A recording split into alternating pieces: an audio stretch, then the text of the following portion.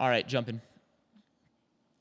I'm going to do a little bit of an S drop. So we're jumping straight down. We're picking up speed. We flatten out.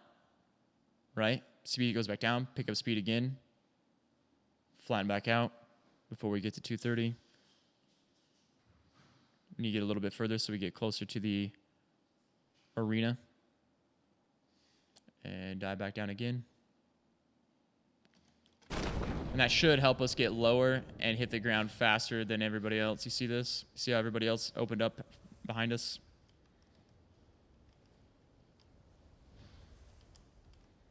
So that gives us that the extra few seconds of hopefully getting in here and getting a gun so that we actually live. Which, of course, does not happen.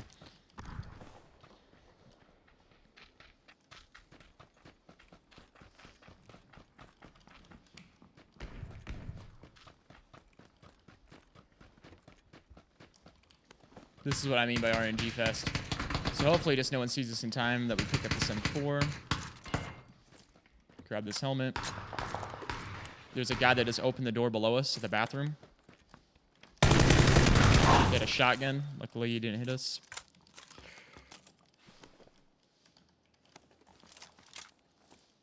All right. Now we're in a decent spot. Something I like to do here in the arena is stay at the staircases because you can kind of move in between top floor and bottom floor and use the railings and floor itself as cover.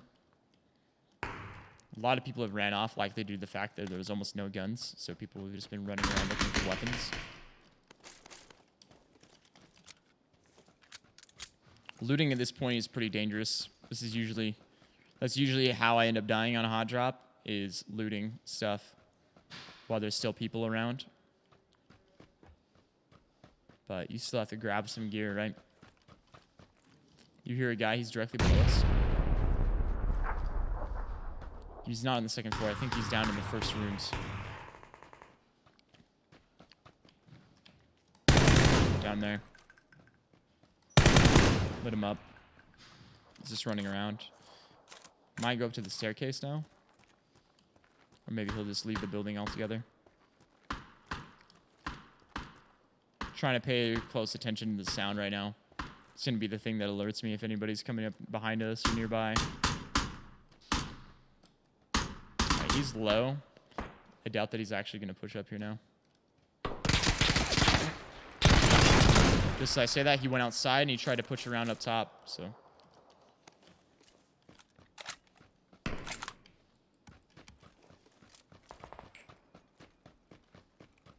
Luckily, didn't have the best weapon and didn't have the best aim.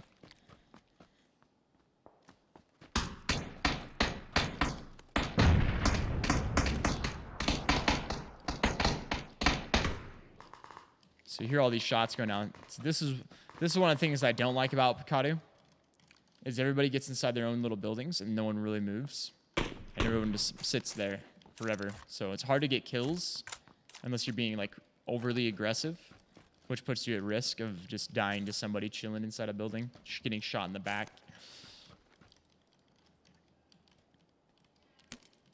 I picked up the Vector instead of the Saiga. It'll be a more consistent gun once we can get it fully kitted out. A lot of time, I mean, you can hit guys with the Saiga 2 or 3 shots and they won't end up dying. So, or with the Vector, you always know what you're getting with the Vector. You hit someone with like a good spray, they're gonna die pretty quick.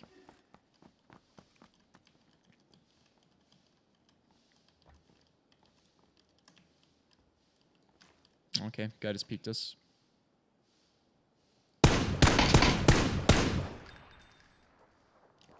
We might have headshot him. He only had a level 1 helmet. He's peeking from the bathroom there, so. That window, he's in that room. We don't have a grip yet on our, or any recoil reduction on this M4, so it's going to be harder to land these shots.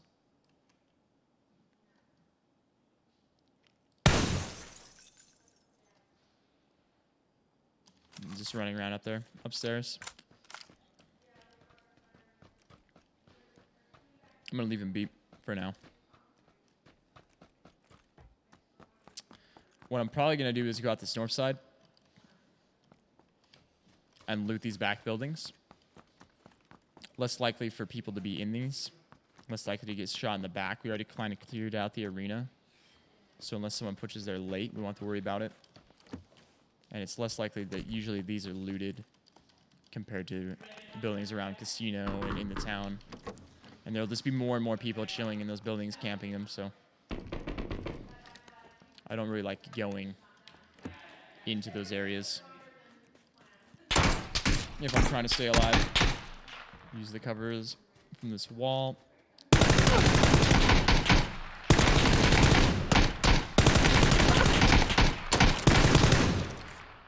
Really seemed like he ate a lot of shots. That's something that I'll often do in different situations. You'll even see other people do it, so you can kind of sometimes anticipate someone re-peeking.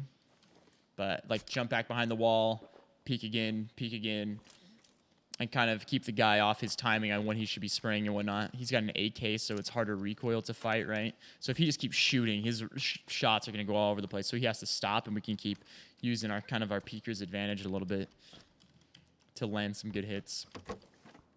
But damn, dude seemed like a tank. Seemed like he ate about 10 bullets before he died. Doesn't really help that we didn't have anything other than a flash hider either, so we have a lot of recoil. So maybe we missed quite a few of the shots. Traced his body. We can go and loot him though. I'm gonna wait until I loot the rest of these buildings here.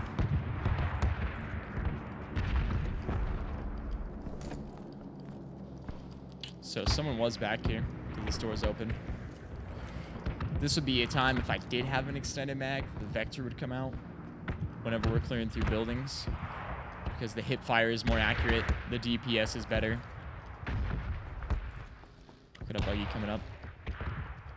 Stopped just barely over this hill. If we want to go and get an angle on it, we could.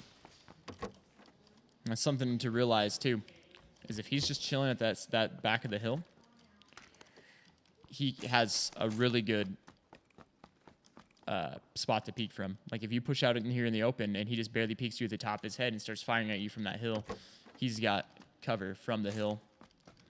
He's got the better position. So it's something to think about whenever you're pushing people. Hey, if he's just chilling right here on this other side, we're probably going to be dead. So maybe better than pushing him right there in that situation would be to flank back out and get a better angle. Or just not push it altogether. There's our lightweight grip I wanted. So he just broke this window. He's getting back in the buggy. So obviously now this is a time where we can push and try to kill him if we wanted. There's still going to be other people in the town. There we go. Shot his tower out first. And then he kind of flipped around and we went to shoot at him and ended up hitting the headshots in the spray. Like in that situation, I was not trying to just hit him in the head. It was just one of those things where he just happened to be that he flipped around and ended up hitting him in the head. Vehicle's going to go past us. Let's grab this gear real quick. So I'm going to use the M4 this game.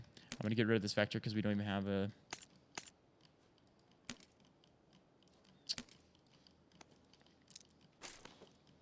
We don't have the attachments for it to really sustain it. And we got a cheek pad, quick draw mag. Ton of 7.62, more 7.62 than what we need. We need to be going back this way to the circle. This guy just peeked us.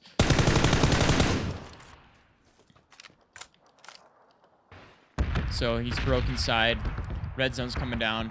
We're in a reposition. We don't want him to know where we're at. Like after a fight, reposition. We know he's in this house. There we go. So we listen for the audio. We hear him break the window. We know he went inside the house. He's likely going to stay inside that house. You know, maybe the red zone keeps him in there. It's either that or he's going to try to push us through the house. Maybe he backs off, but we know he goes into the house. We don't want to stay in the same spot. He knows we were just there. He's going to expect us to be near that area, so we reposition, go into a different spot. We get the element of surprise by peeking into the house and seeing him rather than him coming around knowing where we are. So a lot of the time, that's one of the advantages of like, you know, playing first person a lot of time is once people can't see you, you can use that to your advantage to reposition, even if it's just a few feet in a fight. You know, if it's something where like I'm fighting a guy from here and he's at that car and he goes back down into cover, like just moving literally to this fence because he's gonna predict for you to be like, you know, at this barrel. So if you're hugging the wall here, even though it's just a small little angle change, like that little small angle change, he has to react to you there, where he's predicting to you to likely be at the barrel still. All right. Like I said, we're kind of carrying around too much 7.62. It's not the biggest deal. Sometimes people are like, you got way too much of this or that. If you got space in your bag to carry it, a lot of the time you'd be better off carrying it. But we're not going to go through that much 7.62 without finding more off of a dead body or looting. And so it's good to have some free space because if you're going to kill someone, you want to hurry and loot them real quick. You don't want to have to go to the body and start dropping things. But, I mean, you can preemptively do that before you loot the body too, right? You could be like, okay, I'm full on space. I don't have any space. I'm full on gear, I should say. Don't have any space, so I'm going to drop a few things before I go and quickly loot this body that I don't need. The less time that you spend looting on a body, the more likely you are to survive. So a lot of time better off to just get good loot early and not have to worry about it.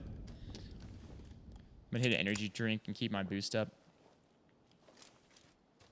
I'd like to try to keep getting boosters throughout the whole game.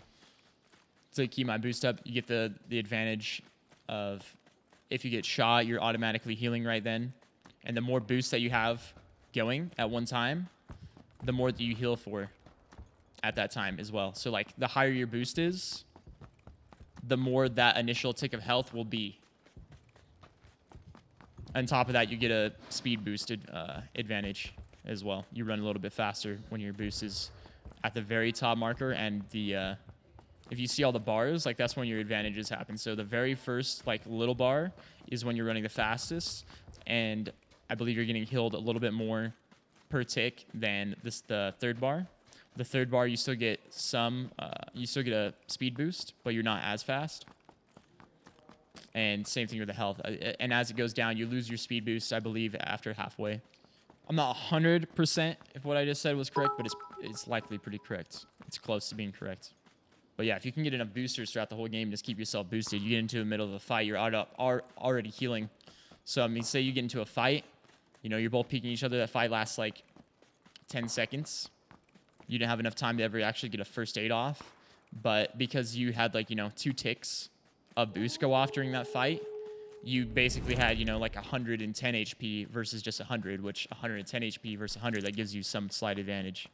But it's really something you got to balance out with how many boosts do I have? Like, I've only got 4 boosts left now, so I'm probably not going to boost again yet.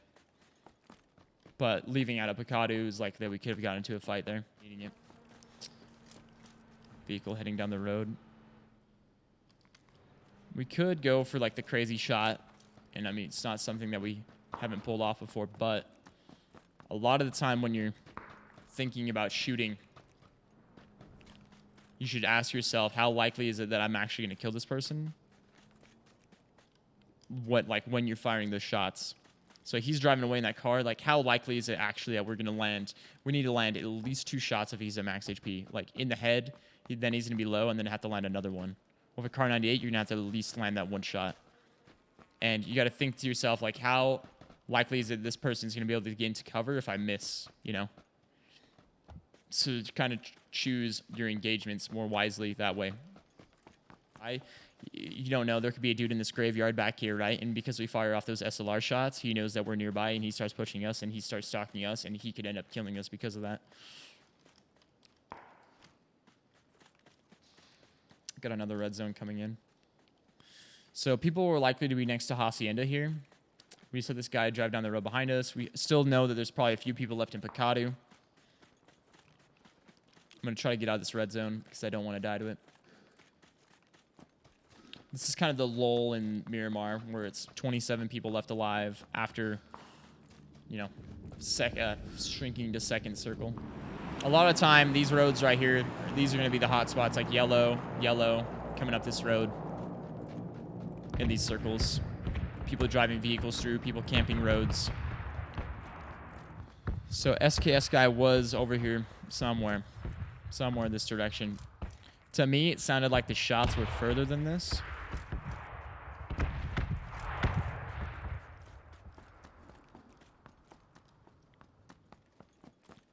It sounded like they were probably across the road almost. Someone running by. I'm checking the buildings, trying to make sure there's not anybody moving around in them. And I didn't see an SKS get any kills, right? So there's likely another guy around as well. Oh, there he is. He's behind us. Maybe in the building. So we were moving there, and he still ended up getting a headshot on us. Hopefully we don't get shot in the back here. Met up on this side. So he's in that building. At least that's what it sounded like to me. We have no helmet now, so headshot wrecks us. Flank back and get a different angle. I'm gonna hit a booster real quick. Bob and weave up and down so that he's right above us. There we go. Checked our back real quick. Looked back ahead of us. Hopefully this is the same guy. We don't know for sure if it is. Honestly, I should try to med up again before I go up to loot this dude. Just gotta be careful though because of that right there. You heard that? Someone shot at us from range. We just shot off. Tracks people's attention.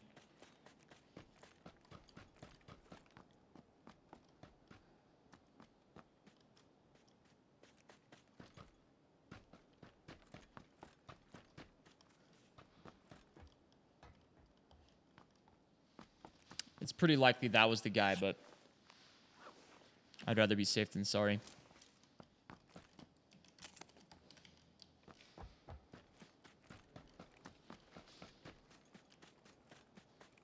So that ends up being a situation right there. Let's see. Does he have an SPS? He does, but I'm getting shot at by someone else now, too. It's from a range, so I'm not super worried about it. You can hear it. It's pretty sure it's behind us. 205. Might not have been them. But, yeah, it was the SKS guy. So that was what I was about to say is that ends up being a situation where high ground isn't always an advantage. Well, it could be. It depends on how the guy peeks. A lot of the time people won't peek that well over high ground. And the thing about it is I'm in the low ground there and he's up above us. So he has to come over and peek down onto us. Like he has to come and find us as he's peeking down where we just can watch. Wait there, and he has to come down and peek on top of us, and we're going to easily be able to spot him because he's skylined. So that's a situation where low ground isn't always a bad thing, or just being a little bit lower like that isn't a bad thing. You can have a better angle on them than they'll end up having on you, and it's a lot of the time, even though he's going to peek over first, he's going to be reacting to us because we're going to spot him immediately as soon as he peeks over. I think that the shot is coming from over here somewhere. Maybe not. Wherever it's coming from, sounds suppressed. I think it's SKS. Med back up. We need to get more 5.56. Getting low on ammo. And we need to actually push back north. Should have been something I was paying attention to this circle. This guy's hit some nasty shots. Luckily, they've only been arm or leg shots. And because of that, our armor hasn't gotten damaged. But you'll often see it when I play. Like, I'll be at a little hill like this, right? And I'll hear a guy, and I'll make him, you know, I'll let him come and peek me rather than me go up and peek him. Because if I go up and peek him, he's going to see me peek over the hill first and shoot me in the head. Or if I wait for him a little bit, and he comes over and he just, you know, he over peeks a tiny bit. It's going to give us the advantage. A lot of the time, that's what happens to you. People over peek. It's hard to peek a hill perfectly, not knowing where the guy is initially. Like someone's gonna peek a little bit further to try to gain the info on where is this guy below me. So we got gunshots over here on the side, west. Spot him. He had an AK he was firing off. I'm pretty sure he killed him. Neutropan. Yeah, he's looting the body right now. Yep. So we need 5-6, so I'm going to loot the body. This is what I mean by you don't want to be on bodies too long, because how easy was it just to walk up to this guy and be like, boom, dead.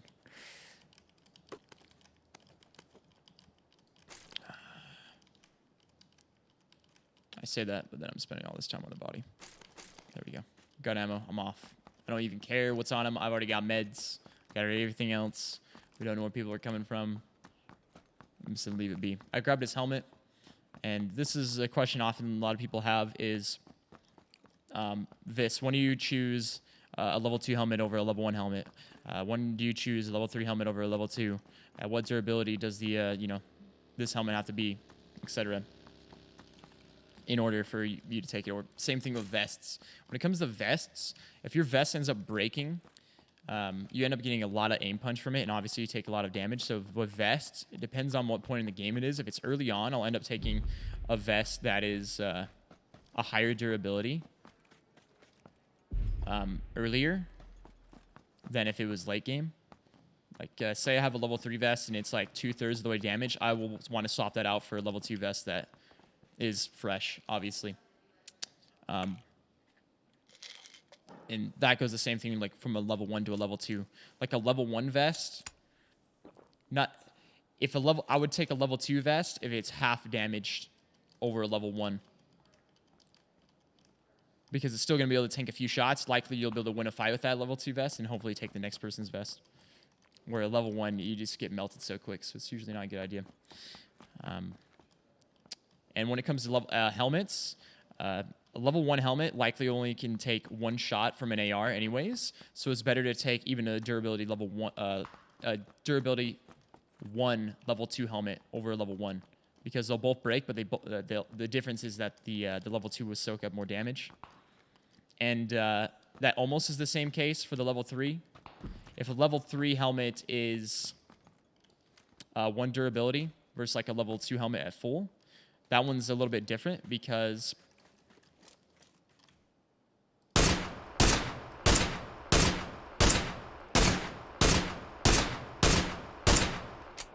shit. I needed to reload earlier. I'm not going to fire off more shots. I just made a whole lot of noise. People are going to be looking my way. But level 1 durability, level 3 helmet will save you from like a Car 98 shot. So if there's more people sniping your game, it might be better to take the level 3.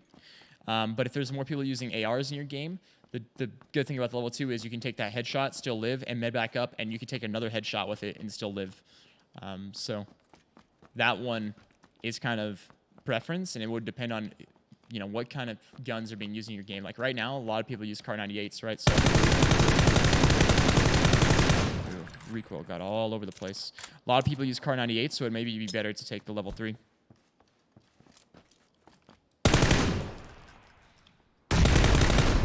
There we go. Getting with the headshot. We threw the nade. I threw the nade on the right side, and I peeked the left because likely if he's like, here's the nade out to his right, he's going to run out on the left side or peek the left side to try to stay away from the grenade.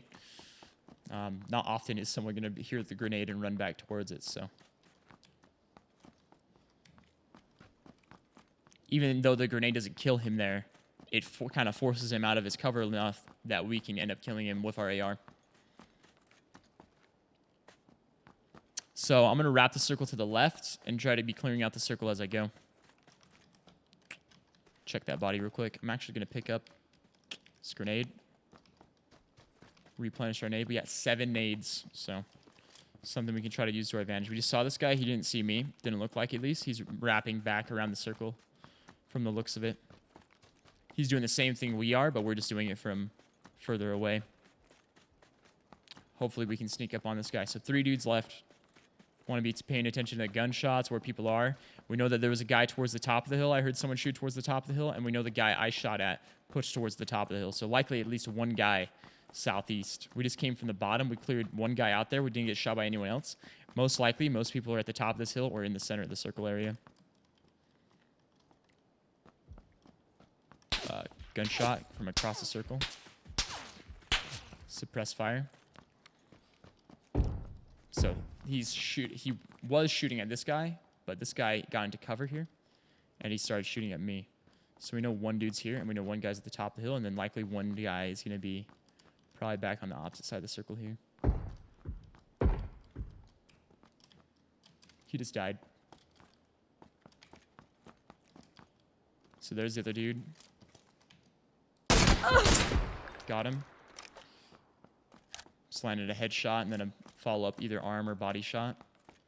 I'm assuming this other guy's going to likely be south. Now, this is the thing where you start trying to paint a picture for yourself.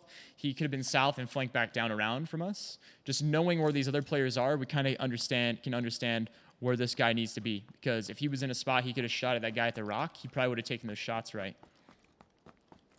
And we know we flanked down below, but he could have flanked in behind us.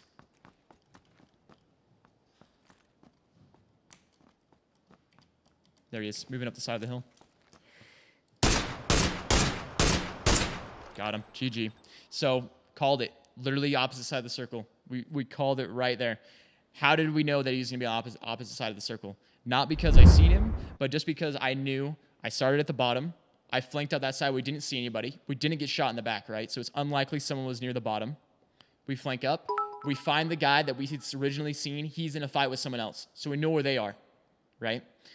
We try to end up killing the guy next to the shack. He already gets taken out from the other dude. We peek him, kill him. Now, if the guy at the top of the hill, if he had the last guy next to him, likely the last guy would have tried to kill him while he's shooting right next to him, right? So we can kind of understand, unless that dude's just hiding behind a tree on the edge of the circle, prone, not moving, if he's just a decent player, we know that he is likely across the circle because it's either that or he flanked in behind us. If he's close enough to that guy, likely he kills that guy or he shoots at him, so we hear his shots. But since he never did, you can kind of assume, make this assumption that he's either across the circle or he's flanked back around the way we just came up. GG. So those are the type of things where by understanding and tracking gunshots and knowing how many people were left, you can understand this last guy has to probably be in this general area. That's why a lot of time towards the end of games, you'll see me just like look toward the last guy likely is. It's not because I knew he was there. It's just because I'm trying to add up all this info to kind of figure out where this guy likely will be. And it's something you can usually, after enough time doing that, enough experience, something you can key in on and find them.